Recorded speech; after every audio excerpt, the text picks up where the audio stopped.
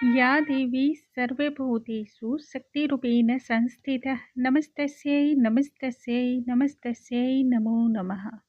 नमस्कार दोस्तों, आज के इस वीडियो में हम जानेंगे साल 2025 में गुप्त नवरात्रि आरंभ कब होगी, घट स्थापना का मुहूर्त क्या होगा, प्रतिपदा तिथि का प्रारंभ कब होगा एवं इसकी समाप्ति क्या होने वाली है, घट स्थापना की विधि क्या होती है यानी कि कलश किस प्रकार से स्थापित किया जाता है, माँ के प्रथम स्वरूप की पूजा किस प्रकार से इस दिन की जाती है, भोग क्या होगा, मंत्र एवं आरती तथा हम कथा, ये सभी चीज़ें आज के इस वीडियो में हम श्रवण करेंगे। आइए वीडियो को हम स्टार्ट करते हैं। नमस्कार दोस्तों, कैसे हैं आप सभी। उम्मीद करती हूँ आप सभी स्वस्थ होंगे, सुरक्षित होंगे और आप सभी के उत्तम भविष्य की कामना करते हुए आज का ये वीडियो स्टार्ट करती हूँ। यूँ तो पूरे एक वर्ष में 4 नवरात्रि का पर्व आता है, जिसमें 2 गुप्त नवरात्रि होती है और 2 एक चैत्र नवरात्रि और दूसरी शरदीय नवरात्रि होती है। तो ये 4 नवरात्रि होती है। सभी नवरात्रि बहुत ही महत्वपूर्ण होती है। माँ की आराधना की जाती है। माँ की आराधना करने से व्यक्ति के जीवन में हर प्रकार के सुख की प्राप्ति होती है, सौभाग्य की वृद्धि होती है, धन धान्य प्राप्त होता है। हर प्रकार की परेशानी, मुसीबत, कष्ट, शत्रु बाधा, प्रेत बाधा इत्यादि जैसी जितनी भी नकारात्मक शक्तियां हों, सभी का नाश होता है। नवरात्रि के प्रथम दिन माँ शैल पुत्र की पूजा की जाती है। शैल का अर्थ होता है हिमालय और पर्वतराज हिमालय के यहाँ जन्म लेने के कारण ही माँ पार्वती का नाम शैल पुत्री पड़ा। इन्हें शैल पुत्र के नाम से पुकारा गया।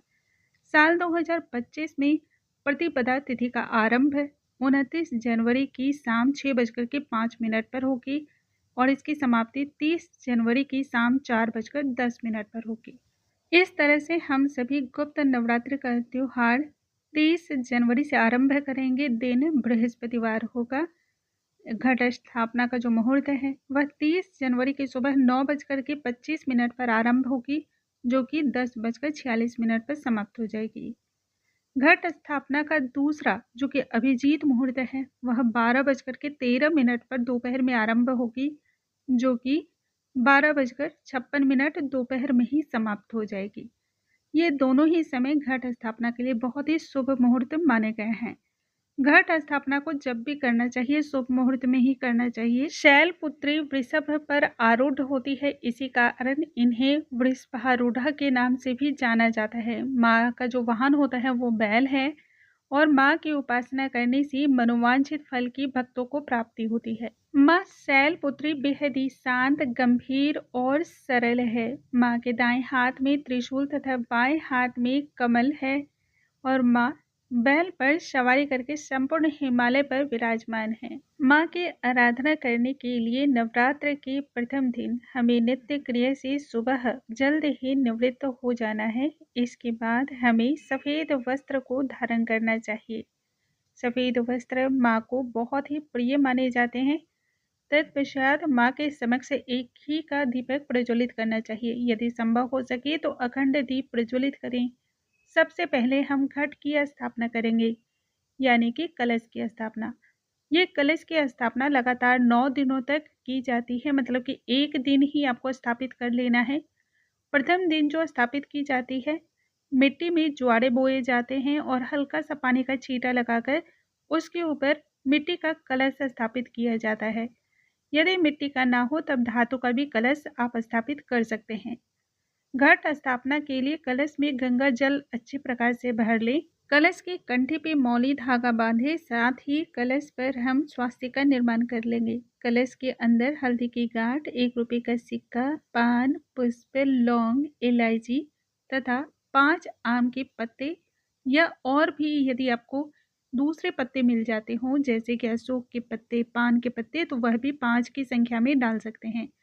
इस पर नारियल को लाल कपड़े या कलावा में लपेट करके स्थापित करना है। नारियल का मुख हमारी ओर होगा, यानी कि जो साधक होते हैं नारियल का मुख उनकी तरफ होने से साधना पूर्ण होती है और संपूर्ण लाभ की प्राप्ति भी होती है। साथ ही वहाँ पर हम माँ की तस्वीर या फिर वहाँ पे प्रतिमा को स्थापित करेंगे और माँ का आवाहन करेंगे। ध्यान करते हुए माँ का आवाहन षडोपचार विधि से की जाती है। आवाहन करते समय सभी तीर्थ स्थल, पवित्र नदियों, दिशाओं, पंच देवता कुल के सभी देवी देवता, नवग्रह, षोडश मातृका सभी का ध्यान करना चाहिए और सभी का आवाहन करना चाहिए।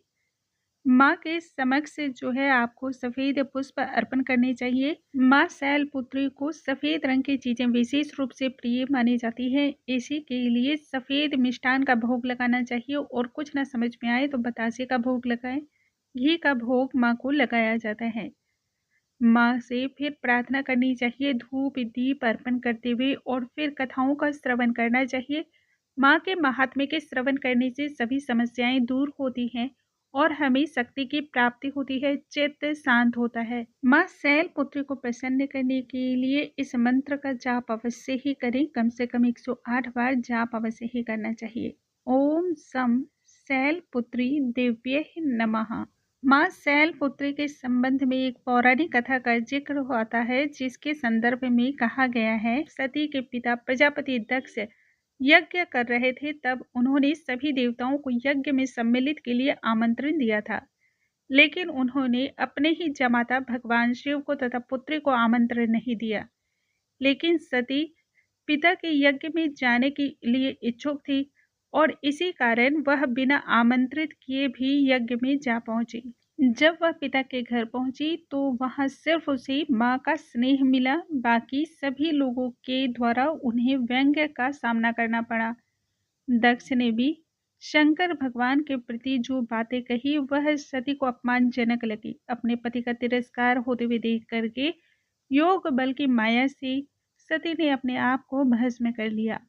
जब भगवान शंकर को सती के भस्म होने का पता चला तब वह क्रोध हो गए तथा उन्होंने यज्ञ को विध्वंस कर दिया। आगे चलकर सती ने पुनः जन्म लिया शैलराज से हिमालय की यहाँ पुत्री के रूप में, और इसी कारण वह शैलपुत्री कहलाई। शैलपुत्री का विवाह भगवान शंकर से हुआ, अर्थात वह उनकी अर्धांगिनी कहलाई। अब हम माँ शैलपुत्री की आरती का श्रवण कर लेते हैं।